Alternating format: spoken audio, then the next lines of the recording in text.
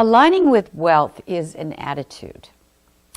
And if you can feel wealthy, you're there, really, because everything is attitude. Everything is the internal, the thought process, the way you feel about yourself.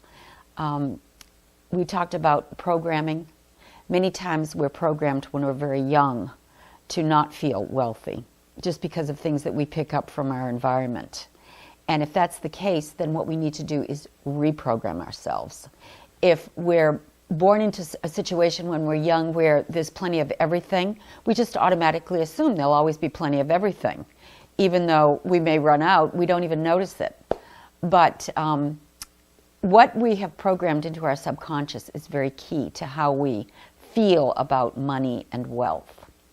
And if you're trying to manifest more abundance in your life, the best thing to do is to go within and reprogram your subconscious to take yourself to the next level of whatever it is that you're trying to achieve. Sometimes we just need to come up with a good idea about what we're planning to do with ourselves. And once we get aligned with that, things start to happen in a very positive way.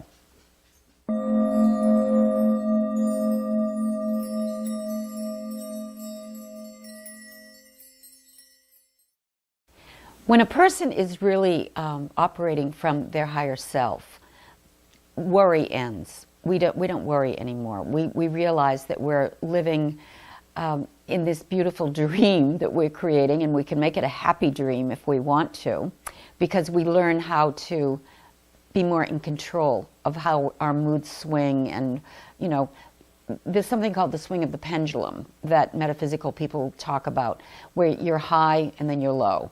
Well, that's not a good place to be. You want to be right in the middle, where no matter what is going on, you're happy. You're in a state of bliss. Life is full of highs and lows. Sometimes we're fabulously wealthy. Sometimes we're having, trouble hanging on to what we have because maybe the stock market's going down, or, the economy's changing. But a person who's really realized and living from their center, their inner spiritual self, realizes that they can just watch the movie and enjoy it no matter what's going on. And sometimes when you have nothing, it's just as much fun as when you have everything. Because people who have a lot have big problems to deal with as far as, investing, hanging on to it, what to do with it, being hit up all the time by people that want money from them, or, charitable organizations. There's a lot you have to think about when you have a lot of money. There's big responsibilities that come with it. True. But no matter what's going on in your life, if you can find that equanimity, that inner place where you're at peace and you're enjoying your life, no matter what's come your way, you're in a place where you've achieved a level of realization that people are looking for. That's what we call the pearl of great price.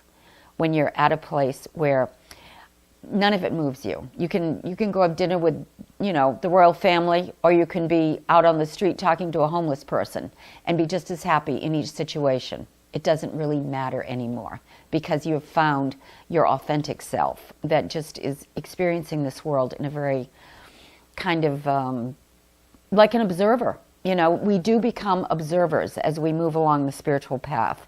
And rather than being sucked into this emotional state or that emotional state via the news or some sort of, situation going on with a friend or a relative, we are able to find that inner peace no matter where we are, and bring something positive to the situation. And the more you do that, the less worry you even spend time on. Because worry is something that just becomes foreign to you. It's not part of your experience anymore. No matter what's happening, you don't worry about it.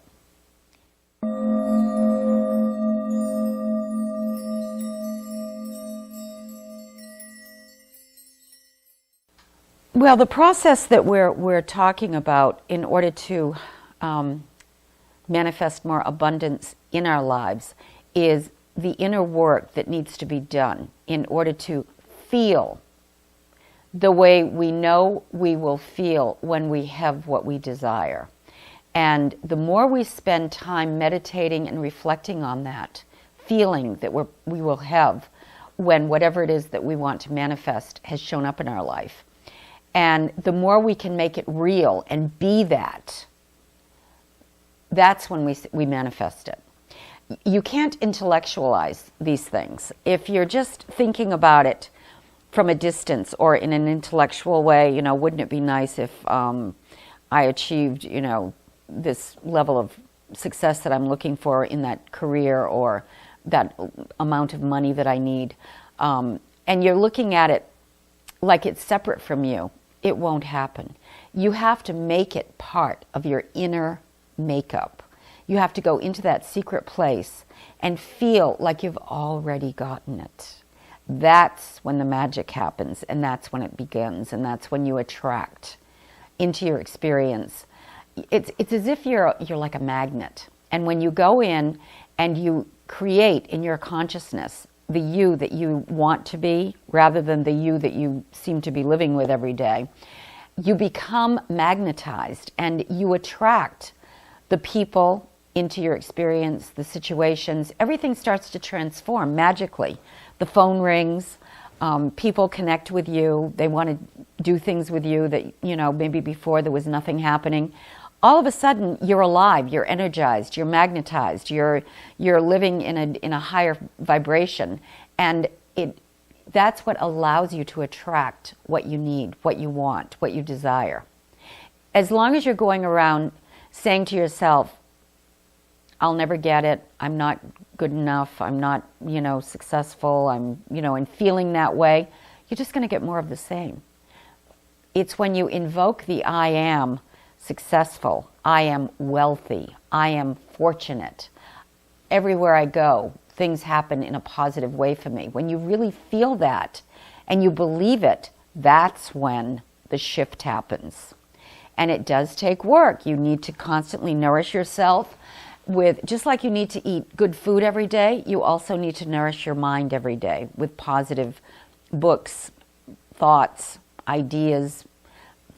You can look at other people as role models. Find someone who's already done what you want to do, because there's nothing new under the sun. And all you need to do is find someone who's already got the roadmap and take a look at it and see what they did to get there and immerse yourself in it, and you can do the same thing. It's not that hard, but it takes a strong desire to want to do it. And most people find that it's so much easier to sit on the couch and watch the news or drink a beer or, do whatever they do in order to chill out.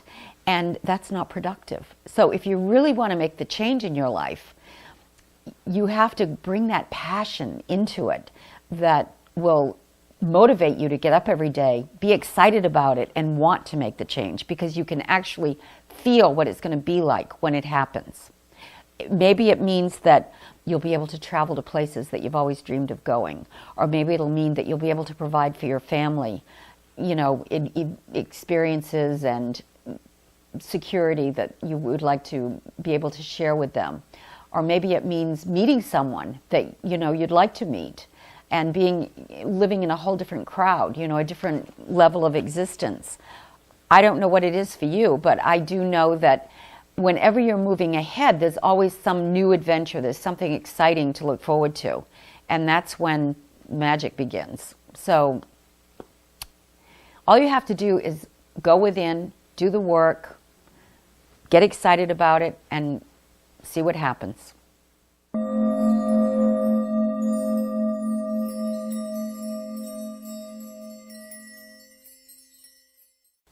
When we know what our purpose is and why we're here, we will get all the help we need in order to provide us with the material things, the money, the people. Maybe we need an office, maybe we need to travel. Whatever it is will show up effortlessly, as long as we're living, thinking about and focusing on why we're here, our divine plan. And that means taking the thought off of the ego self, which just wants to say, it's all about me, to what can I do to share my gifts with other people? How can I help the planet? How can I bring more joy into this world, and what can I do to relieve suffering, or what is my little part that I can do that will raise the vibration of the planet. And when we're thinking along those lines, all the support, all the help, all the money, everything we need just shows up effortlessly, because we're actually living in grace when we go into that vibration.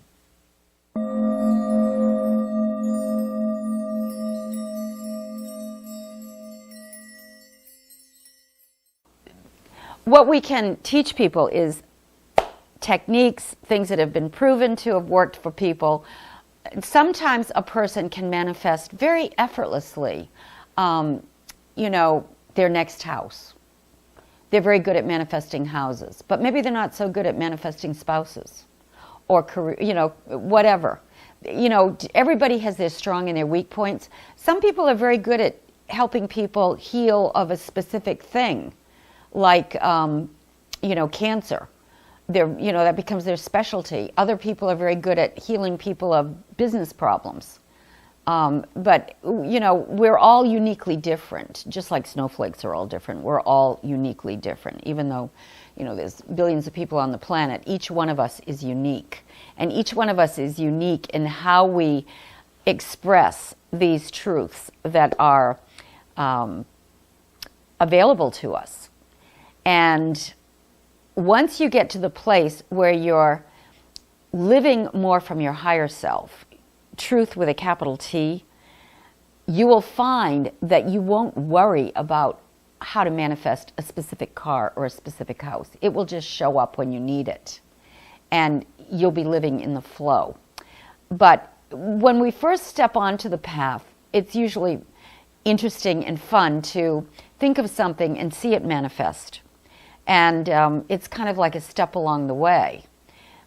And many people use a vision board. They'll find a picture of something that they want to manifest into their experience, be it a house, a car, a business, and they put it on the vision board, and they look at it every day, and they remind themselves. And people also like to take, when a negative thought comes in, correct it with a positive affirmation. Like if you're feeling lack, you can just reverse it and say to yourself, there is absolutely no lack in my world. I live in the flow of abundance every single minute of the day. And it feels so good to be there. And I'm so uplifted by knowing that everywhere I go, doors open, people are nice to me, I'm nice to them, we have a wonderful exchange, and everything is just harmonious, happy, joyful, abundant, and fulfilling. And when we live in that energy will carry us into all sorts of areas of life that we haven't even dreamed of. Because it's not really our job sometimes to know what the next step is going to be. All we need to know is that it's good. And if we expect good, then only good will show up. But we don't necessarily know how that good is going to come into our experience. Because if we limit ourselves by saying, I need this specific house in this specific location, the universe could want us to have something even better that we're blocking. So just knowing that it's always going to be something better, this or something better showing up in our experience, is a good way to approach it, because we don't want to limit ourselves. We want possibilities to be infinite. And we don't really know sometimes how far our gifts are going to take us. I mean, there are so many people that you hear them all the time, once they get an award or they've done something spectacular, they'll say things like, it's like a dream come true. In other words, they might have dreamed of it, but they really didn't totally believe that it was going to be this magnificent. And sometimes it's so much better than we ever imagined. But it's our job just to expect the best, to always expect that we're living in a universe that is love and loving. And when we operate in that state of consciousness, then everything that shows up is good.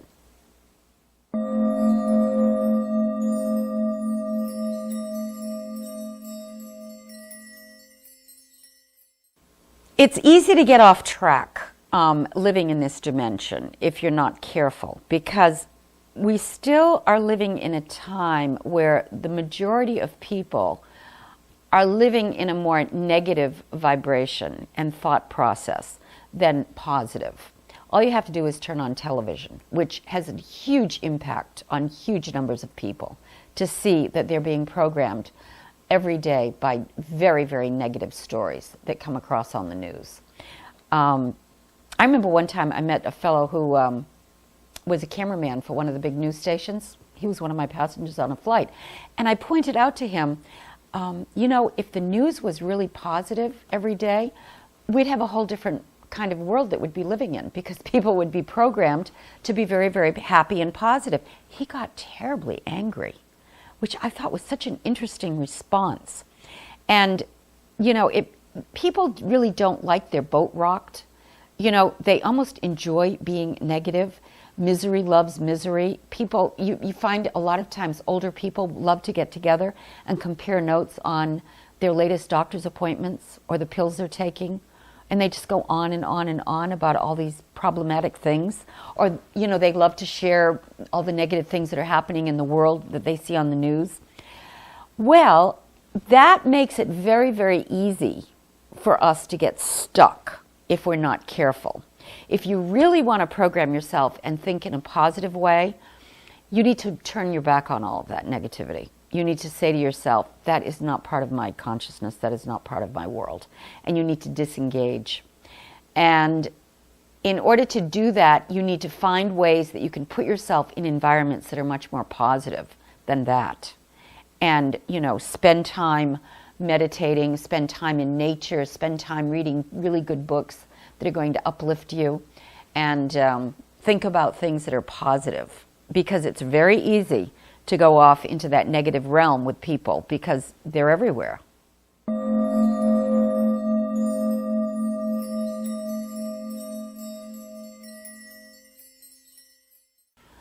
People can be blocked from experiencing whatever it is they desire for many reasons, but it's always related to thought. It always goes back to what is buried in your subconscious.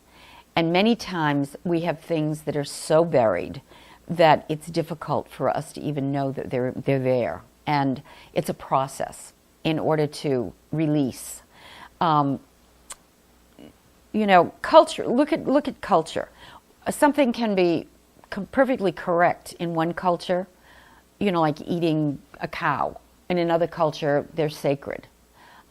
Dressing a certain way, you know, in one culture is perfectly acceptable. In another culture, it's ridiculous or dangerous. So these are all beliefs that we have about the way things should be, but nothing is really good or bad. It's the way we think that makes it so.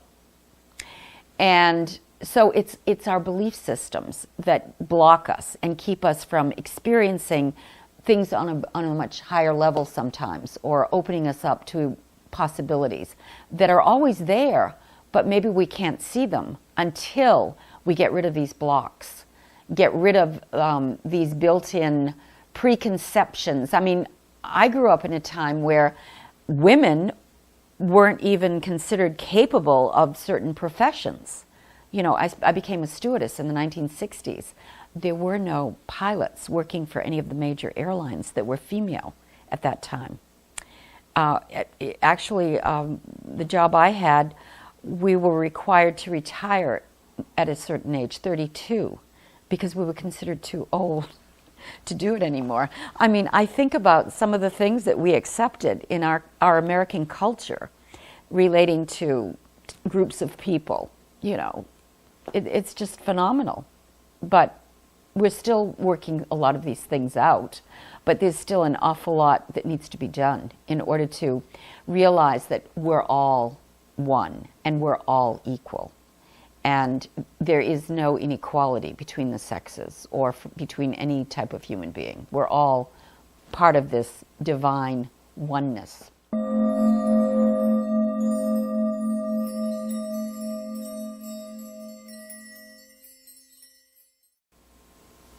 Realizing that you are connected to an infinite supply that is always there for you And it's your job just to figure out how to turn on the faucet, because the water's there, but you need to turn it on. And a lot of times we put up roadblocks in our own path, and this is our programming that keeps us living at a certain level, because maybe we just can't feel like we can step out of that comfort zone yet. And really that's what it's all about, is we all have a comfort zone that we operate out of. And once we decide that that comfort zone has become too restrictive, that's when we start to make plans to step out of it. And we look for ways, we look for ideas, we look for opportunities that we might not have seen before. And we get highly motivated. You see people all the time that, they're in an abusive relationship, or they lose their job, the corporation goes under, or, corporate raiders take over and they take the pension fund and everything else with it. They're forced at this point to look in a new direction. So we can actually set that up in our consciousness and say to ourselves, let's just make believe I don't like my comfort zone anymore. And I want to stretch myself and move out of it and move into a bigger arena. And we need to meditate on it. We need to visualize it. We need to think about, where do we really want to be? And what do we need to do to get there? And once we can visualize that new arena that we want to be in, then it's easier to figure out what steps we need to take to get there. But the most important thing is to feel yourself living larger than the way you're living right now if you want to move ahead. And that's what all these motivational seminars are about. It's about learning how to think in a bigger way, to expand your consciousness, to realize you're not some poor, pathetic little thing on the planet. You are absolutely magnificent. You're connected to this divine source energy that can supply you with everything you need, including the right ideas, the right income. It'll all show up if you can figure out how to get rid of the blocks.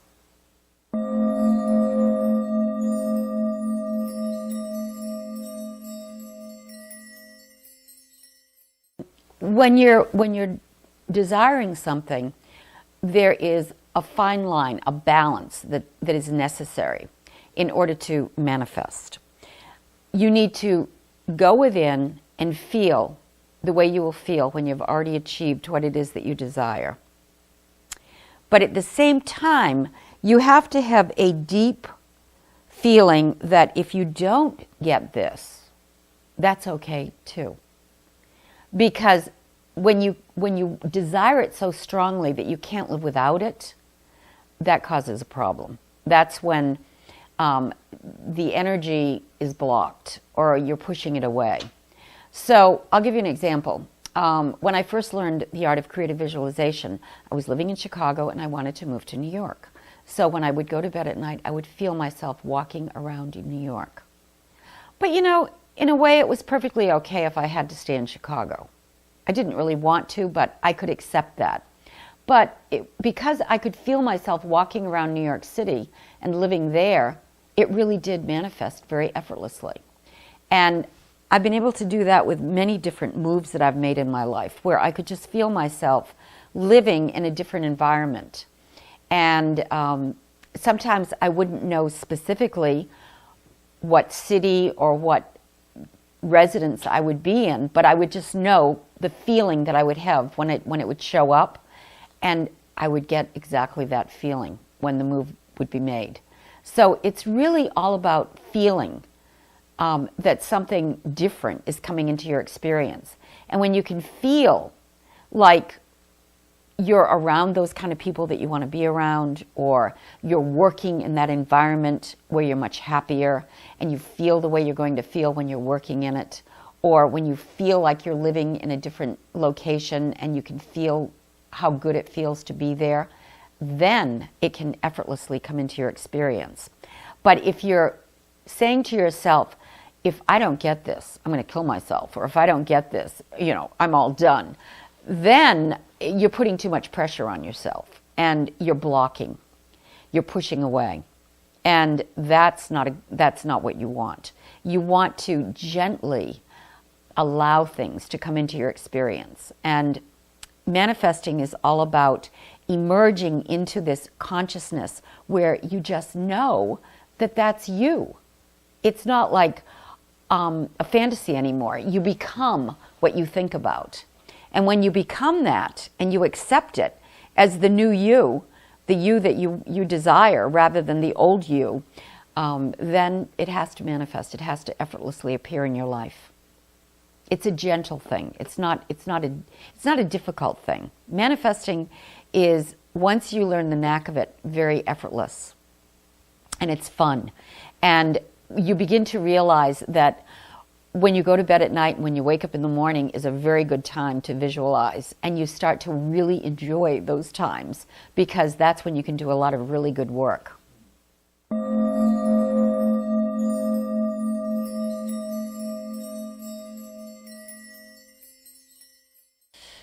It's important for us to realize that our thoughts are energy, and they're very, very powerful. And when we learn how to lower our brainwave down to the alpha theta level of consciousness and think about what we desire, we're sending a message out into the universe, and we're actually connecting with other beings,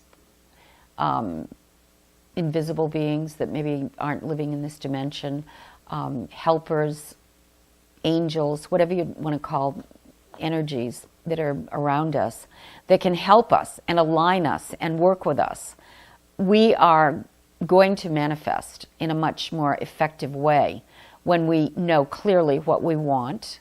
But like I've said before, we don't have to completely outline what it is that we're looking for. We can just know that this or something better. It's really the essence that we're looking for. For instance, maybe you want a better home because something's not right in your home environment. But it's that essence that you're looking for. It's that happiness, it's that joy. Maybe you're looking for the right relationships, but it's not that particular person necessarily, but the feeling that you'll get when you're with the right kind of people and the right environment shows up in your life. So that's what we're always looking for, is the essence of it, the energy. And the universe will take care of the details as far as giving us exactly the right material thing that will show up in our material experience. But it's not our job to outline and know exactly what that person is going to look like, maybe, or, that new thing that we're looking for. We don't have to know exactly what it's going to look like.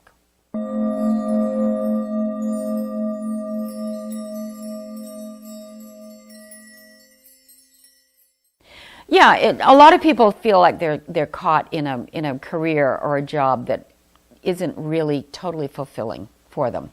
They want to do something more. And many times the best thing to do is to look at what it is that you love to do when you're not working, what it is that you like to fill your time with when you don't have to do what you do. That's one way to figure out what would really make you happy. Because the most important thing is to know why you're here. What is it that really makes you happy? And if you ask yourself the question, if I didn't get paid for it, or say to yourself, what if I had all the money in the world to do something? And what if all the people showed up that I needed to help me do whatever that thing is? What is it that I would spend my days doing? What is it that I absolutely love more than anything that I would do if I had the time and the money to just do it without having to worry about going to work anymore? And if you can really hone in on that and figure out what that thing is that you absolutely love, that's what your purpose is. Because you came here to do something that makes you happy. You didn't come here to live a drudgery, dissatisfied life, which is what a lot of people think this is all about. Life sucks and then you die. Well, it's not supposed to be like that. You're really supposed to be happy doing what you do. And if you're not happy in your job, the best thing to do is to figure out what it is that really floats your boat, which makes you feel good, and then you can move in that direction by reading about it, finding someone that does that already, and maybe they'll mentor you. Having a mentor can be a great thing if you can find people that want to help you. And many successful people have always made the statement, and said that it was through mentoring, being mentored by someone, that got them to the next level, that helped them figure out how to do something. So that's not a bad thing. But the important thing is to really go within and figure out what makes you happy. And a lot of times it's what you're afraid of. Many times people have a fear of public speaking. A lot of actors are very shy people, but when they play these roles, they're really happy, and they're able to express themselves and bring joy to the planet through whatever they do with their talent. But a lot of times it's your greatest fear that you need to look at and say to yourself, what is it about this that I don't like?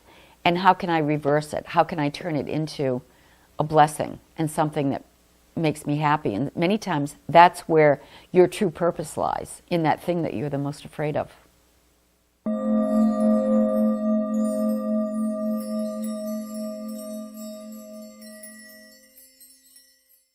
The next step of your experience will only show up when you're ready. But how do you know you're not ready until you look back and go, well, I guess I wasn't ready back then? And there's another point, that you're always in your right place. Everything is always happening as it should. And because we're living in this three-dimensional world where we created time, where really our higher self, our spiritual self, is living in eternity, where whatever it is that we're talking about or projecting into our future, it's already happened. So all we really need to do is get dressed and show up and enjoy the ride. And that's one of the things that frees us from worry, because if this is really just an illusion, a dream that we're living in, it's not the real deal, but it's an experience that we're having in order to grow, to practice, to for whatever reason we're here. If we don't take it as seriously as this is it, the people that think this is it, my God, I have to grab whatever I can while I'm here, can frustrate themselves. Where if you take a more of a lighter attitude of, maybe this isn't that big a deal, maybe this isn't the real deal, maybe this, so why get myself all worked up over it? And that can be very freeing when you can release all that fear, frustration, all the negative emotions are the things that you want to get rid of, because they're the blocks. They're the things that keep you from inner peace, happiness. And once you get rid of those, you're a lot happier. But a lot of that has to do with attachments. We get very attached to things, to people, to, countries, to whatever. It's just, the way the human state is. It gets very, very attached. And being attached can be a problem, because if something happens to that thing you're attached to, it diminishes you. It makes you feel terrible, and then you can't cope. So getting rid of your attachments is also very, very key to finding inner freedom.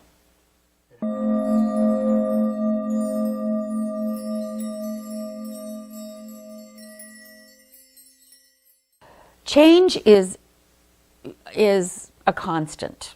Every day you wake up and you really don't know what your day is going to bring, because it's full of surprises. And people generally don't like change. It makes them very uncomfortable. And you see that manifested all the time. People try to change the rules and everybody, gets upset. Nobody likes change, but it's inevitable. And being flexible and being able to look at change as something that's interesting or inevitable or exciting is much better than being resistant to it.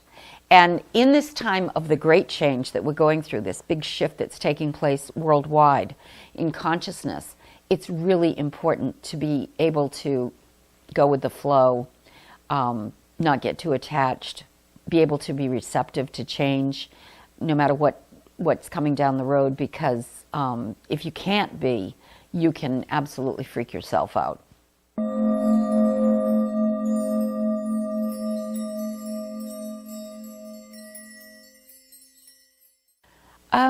When a person is living in a place where they're more the observer, which is a step along the metaphysical path, you become the observer. It becomes very interesting to observe what's going on with humans and in the world, and you don't take it personally. When you are resistant to change, it's a sign that you're taking it very personally. And if you don't take it personally, you can just watch the movie and have a good time watching it.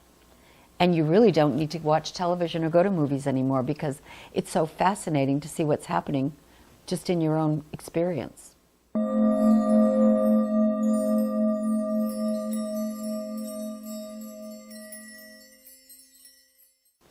Meditation is the way to become an observer. If you learn to meditate and you practice and you watch your thought, you'll notice that thoughts come in. You can never really completely still your mind, even though the Eastern philosophies teach that you need to still your mind. It's really, they say, probably impossible. But you can get to a place where you realize that you are not your mind.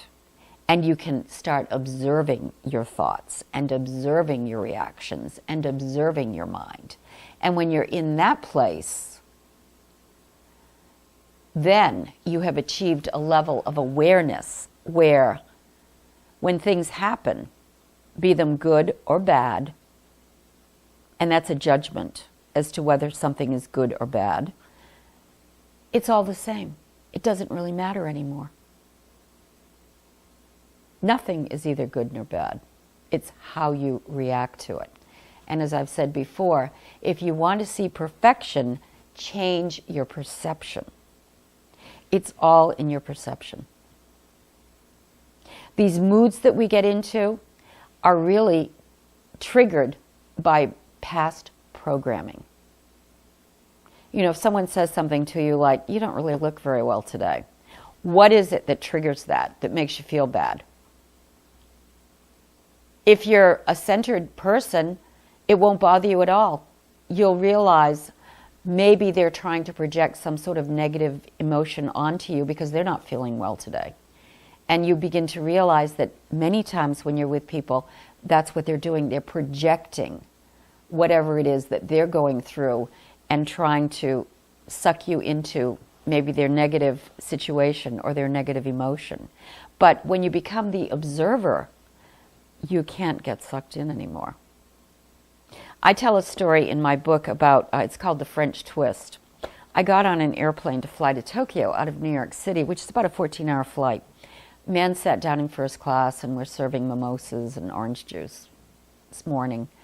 And I had my hair in a French twist, and he told me it was crooked.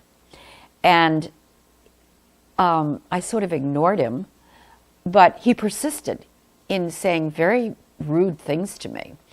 He actually got to the point where he said, "I plan to have you in tears before we even take off." And I went away and I thought about it, and it dawned on me, he must have had a terrible morning before he got on the airplane. And I went up to him and I said, "Did you have a big fight with your wife this morning before you left on the trip?" He said, "Actually, she and I have been fighting for years." And that was exactly what had caused him to want to project his negative emotion onto me and try to upset me. But it didn't work because I was an observer and I was watching. And I realized, I had the confidence to know that my French twist wasn't crooked.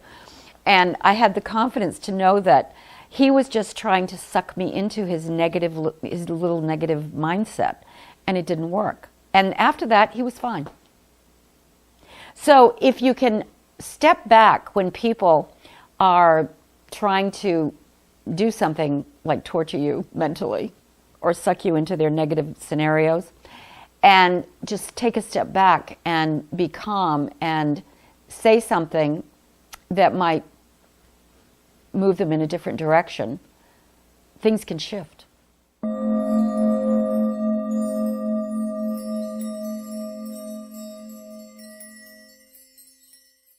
If you want to live a prosperous, abundant life, you have to be grateful every day for the prosperity and the abundance that you are enjoying.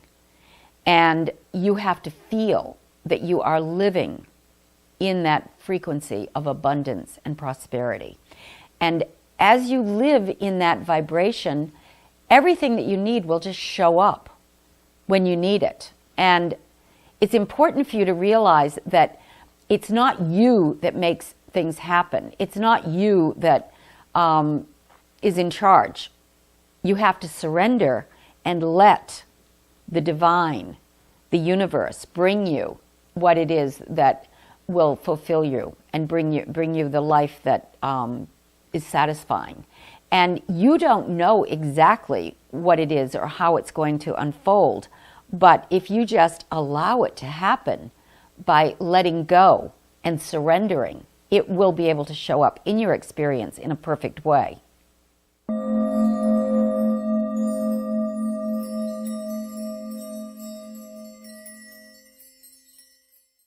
The more you visualize yourself living in the flow, in being happy and prosperous, and letting go of any kind of rigid thinking that keeps you in a box with less ability to accept when a new idea comes along that might be the answer. You need to be able to recognize it when it shows up, and you need to be ready for it. So in order to be ready for it, I mean, for instance, let's say you're working somewhere and all of a sudden there's an opening for you to move ahead in the company or, take a higher position. But if you don't feel ready for it, it's not going to happen. So your job is to ready yourself every day for whatever that incredible next experience is going to be. And, I was watching Princess Catherine today as she's visiting the United States. That girl obviously was ready to be a princess and married, her prince. But if she hadn't been ready, it wouldn't have happened. So you always have to be preparing yourself for whatever that next best thing is that's going to show up in your life. You don't know what it is. You can't outline what it is, but you can feel the way you're going to feel when you're ready for it, when it shows up. And that's how prosperity manifests in your life. It will just fall into your lap. I'll tell you, one time I did this 2-week spiritual retreat. And I had a condo that I had bought in Boston, and I'd been living in it for a year, and I really didn't like living there. I had moved from New York to Boston, and but I found after I came out of this spiritual retreat, magically the condo had doubled in value. So I sold it, and I took a year off from my career, and it was wonderful. And it kind of like clued me in on the concept that if you put God first, everything else will be added unto you. So our job is really to reflect God-like qualities as much as we can throughout our days. And the more we do that, the more we will attract into our experience whatever the next best thing is. It has to show up. If we're reflecting qualities that are compassionate, loving, that's why gratitude is so important. If you don't appreciate what you already have, there's no room for the next thing to show up. And worrying about whether or not you're going to get something blocks it.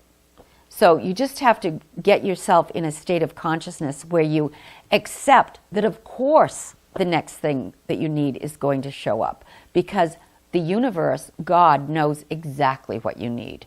And your higher self is always operating and taking care of everything. And you even have a spirit guide who's on your side, moving you in the right direction. And your job is just to let go and let it happen. And you don't know exactly how it's going to happen, but it will happen. You have to trust, you have to believe, and you have to feel that energy of only good is happening in my life. And the next best thing is showing up.